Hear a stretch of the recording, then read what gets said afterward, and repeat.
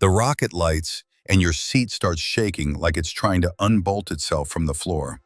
You're pinned into the harness so tight you feel your heart beat through it, teeth buzzing as the vibration runs straight through your jaw. For a few seconds, it's loud enough that you can't tell if the sound in your helmet is the rocket or your own body reacting to it. This is the part most people don't picture when they hear deep space habitat. For Artemis II, the habitat is not some big, roomy module. It's one capsule, 4 people, about 316 cubic feet of pressurized living space, for roughly 10 days.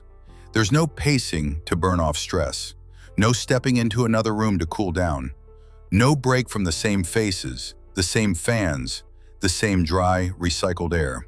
And outside is not space vibes. Outside is a vacuum that will steal your heat and your air the second the seal stops being perfect. So here's the real dilemma. If you're 3 days in, someone's nauseous, the toilet is acting weird, and every conversation with Earth has a noticeable delay, do you push through the timeline or slow the whole mission down to keep the crew stable? Drop what you do in the comments. The habitat is Orion, and that changes everything. Artemis II is the first crewed flight of Orion around the moon and back. No landing, no long-stay outpost, no separate deep space living module.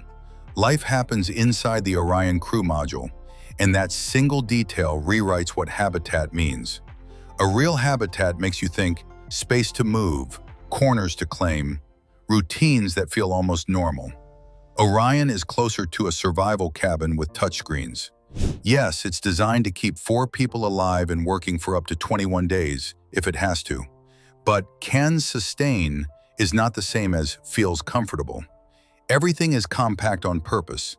Less volume to heat, less air to manage, less mass to launch, and fewer things to break.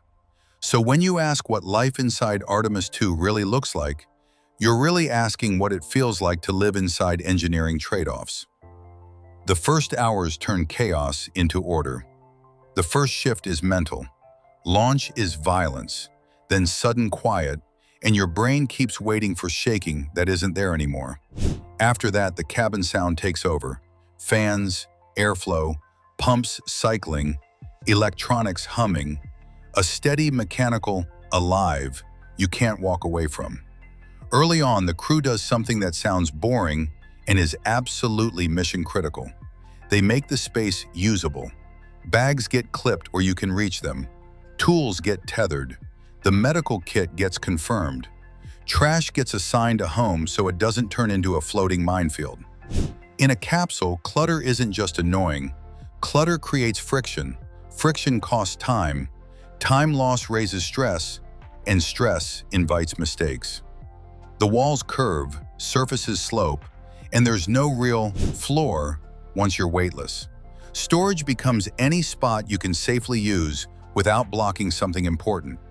And without blocking something important turns into the rule that never goes away. Orion is a vehicle you still have to operate, so controls need access. Emergency gear needs a clear path. Ventilation paths matter, and handholds matter. That's why life ends up layered. Operational gear sits where hands can reach it. Survival systems and vents stay clear. Human stuff gets packed into whatever space is left.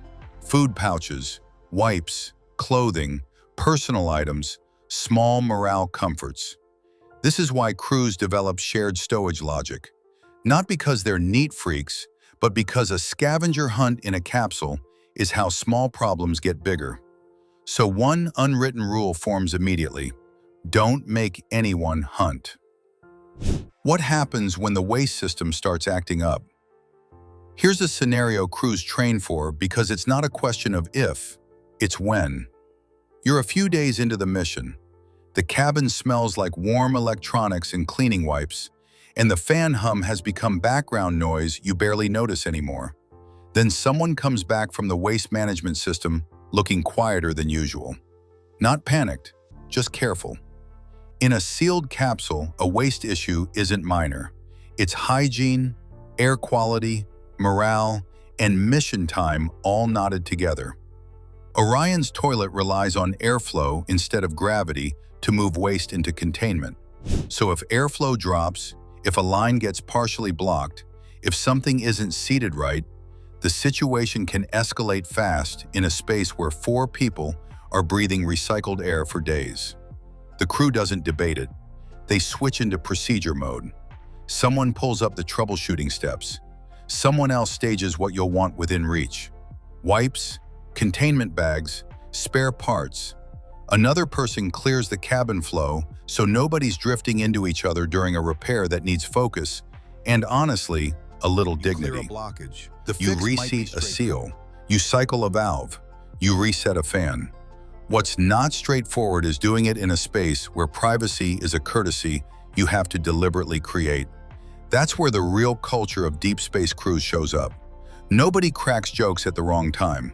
Nobody rushes the person doing the work. Nobody pretends it isn't uncomfortable, but nobody makes it worse either. You work the problem. You verify airflow is back where it should be. You clean everything like it matters, because in a sealed environment, it does. Then you document the issue, update the ground, and move on. There's no celebration.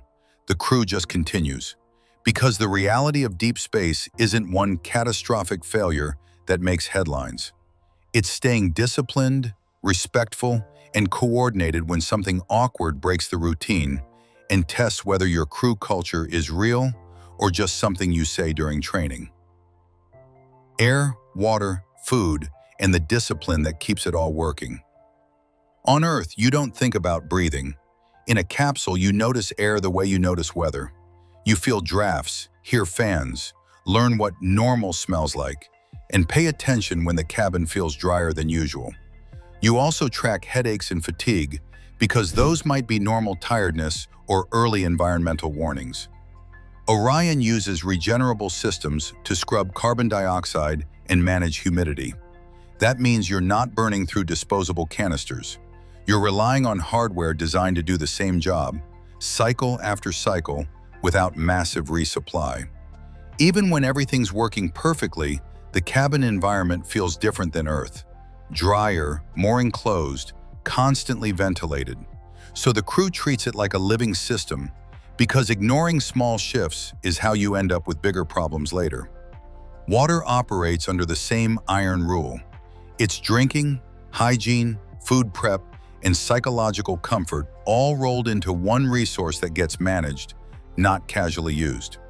Instead of grabbing a drink without thinking, you hydrate on purpose. You stay ahead of dehydration because it degrades everything: focus, mood, sleep quality, physical performance. In a mission measured in days with no resupply, water discipline isn't restrictive. It's survival. Food follows the same logic. You're getting calories while keeping the cabin clean, and that's harder than it sounds because crumbs don't fall. They float. Floating crumbs drift into ventilation, lodge in equipment gaps, or end up somewhere that makes the whole cabin smell off for the rest of the mission. So eating becomes controlled choreography. Open packets carefully, keep cleaning supplies within arm's reach, use Velcro and clips for everything, and treat food trash like something you don't want loose in a spacecraft. The lesson shows up fast. The worst mess is the one you can't escape. A huge part of habitat life is staying ahead of small problems before they cascade into mission impacts. Sleep is where good missions stay good and stressed missions break. In a capsule, sleep isn't optional rest. It's required recovery. You have to find a position where you won't drift into someone's work area. You adjust airflow so it doesn't blast your face.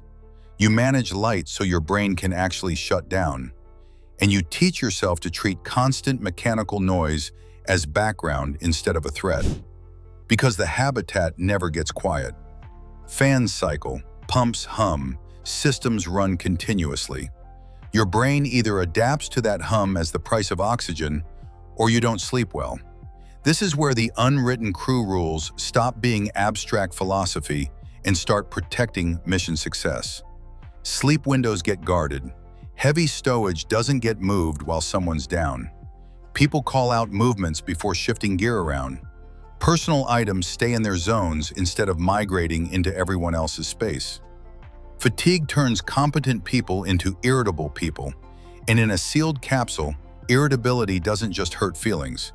It degrades team performance, which shrinks safety margins. Hardware gets the headlines. Human behavior decides whether the mission stays stable. In a space this small, everything gets amplified.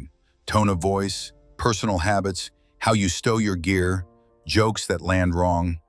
There's no separate room to decompress. There's no private corner that stays fully private. So crews build invisible protocols. You say what you're about to do before you do it. You ask before moving someone else's equipment. You own small mistakes immediately instead of letting them simmer. You keep humor light when someone's struggling. You speak needs clearly instead of expecting people to guess. And you don't let tension hide in silence. Silence feels safer than conflict for about an hour. After that, it starts eating at the crew. Calm in deep space isn't a personality trait. It's an operational skill. What a solar radiation event could look like in a capsule. Here's another scenario that crews drill constantly. Imagine you're several days into the mission. Systems are nominal. The crew's settling into rhythm. Then mission control sends up a notification. Solar activity is elevated, and particle radiation levels might spike.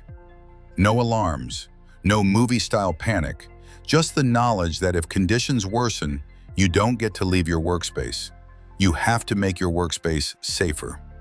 The crew transitions into shelter configuration the way trained professionals do, not rushed, methodical. Dense stowage gets repositioned. Water containers, food supplies, anything with mass moves to create better protection. There's no bunker to hide in, so the crew uses what's already aboard to reduce exposure as much as the physics of a small capsule allows. Then the crew clusters in the spot with the best protection available. That means tighter spacing, awkward positioning, and less room to move. Comfort doesn't matter in that moment. Lowering dose does. And then comes the part simulations never fully replicate: waiting. Maybe it's 1 hour, maybe it's several. You're not doing dramatic emergency procedures. You're sitting in a smaller configuration of an already small space, managing your own stress response while monitoring updates from the ground. This is where command decisions matter in ways that don't look heroic, but define mission outcomes. A good commander knows that protecting the mission means protecting crew performance. So if the radiation event resolves, but the crew is wired on adrenaline and sleep is about to get wrecked, you don't resume the timeline like nothing happened. You shift non-critical tasks. You buy recovery time. You make it clear the schedule serves the humans, not the other way around. Eventually the update comes. Conditions have stabilized. Radiation levels are back where they should be. Normal operations can resume. The crew doesn't celebrate. The shelter setup gets reversed. Stowage goes back to operational positions. Work continues, but something's shifted. Not because disaster struck, because the crew felt how thin the margin is between routine day and hunker down and wait for the environment to stop being hostile. That's the psychological reality of deep space that training can prepare you for, but never fully simulate. It's not constant emergencies, it's constant readiness and the discipline to stay effective when the universe reminds you that you're operating in a place humans weren't designed to be. Working in a glass cockpit while floating in a closet. Orion's displays are modern. Touch screens, digital procedures, integrated systems monitoring. That's better than older spacecraft design, but it changes how work feels. Instead of flipping a forest of switches, the crew works through screens and step-by-step procedures in a cramped space while managing body position in microgravity. That's why operations become careful handoffs. Who's executing the current procedure? Who's cross-checking? Who's monitoring environmental trends? Who's handling communications? Who's staging the next task? In a small capsule, clean handoffs aren't courtesy. They're how you prevent mistakes. The written procedures keep systems running correctly. Crew coordination keeps humans synchronized. When both are working, small glitches stay small. Talking to Earth when Earth is over a second away. Even near the moon, you're not cut off from mission control. But you're not on a normal phone call either. One-way light time is about 1.3 seconds. That delay changes conversation rhythm. You ask a question, wait, hear the response, accidentally talk over the reply, stop, wait again. It forces patience and precision. It punishes sarcasm, vague phrasing, and assumptions that the other person knows what you mean. Even with solid communications, one truth holds. In the critical moment, the crew is the crew's first responder. If something feels wrong, the first action happens inside the capsule. Verify readings, cross-check systems, confirm status, then report to the ground. That's not drama. That's the operational reality of deep space. Coming home turns the habitat back into a re-entry vehicle. On the return trajectory, the small world you've been living in transforms back into a high-speed machine. You stop floating. You strap in tight. You lock down every piece of loose equipment, because loose at re-entry G-forces becomes dangerous projectile. Re-entry is fast and violent. Orion hits Earth's atmosphere at roughly 25,000 miles per hour. Outside the heat shield, plasma. Inside, you feel gravitational forces your body hasn't experienced in over a week. Your muscles remember weight before your brain fully processes it. Then after days of vacuum and recycled air and deep space distance, the mission ends in something almost absurd. Water. A hard rocking motion that confirms the planet has you back. And the single best sensation isn't the view or the mission patch or the applause waiting for you. It's the first breath of real atmosphere when the hatch opens and outside air floods the cabin. What Artemis II proves about deep space habitats. So what does life inside Artemis II's deep space habitat really look like? It's 4 humans operating within Orion's design limits for about 10 days beyond low Earth orbit, learning quickly that organization replaces comfort in a space this small. Forced air ventilation ends up doing a lot of gravity's work, while fans run continuously in the background as you try to sleep and recover. That same tight environment turns small problems into real tests. A waste system glitch isn't just inconvenient, it becomes a check on professionalism and mutual respect. A radiation alert doesn't give you a bunker, it forces you to shelter in place and use your own supplies as improvised shielding. And through all of it, the crew has to make the adult decision over and over. Protect the timeline when you can. Protect the people when you have to. Artemis II matters because it demonstrates that humans can live and work beyond Earth's protective bubble again, inside a vehicle designed to keep you alive without unnecessary margin. Not because the habitat is spacious, not because deep space is comfortable, because it proves the concept works. The habitat isn't just hardware. What makes it livable is what the crew builds inside those walls: discipline, shared protocols, mutual respect, and the understanding that everyone finishes this together. Now here's my question for you. If you had to spend 10 days in a capsule that small with 3 other people, what's the one rule you'd want everyone to follow from day one? Drop it in the comments.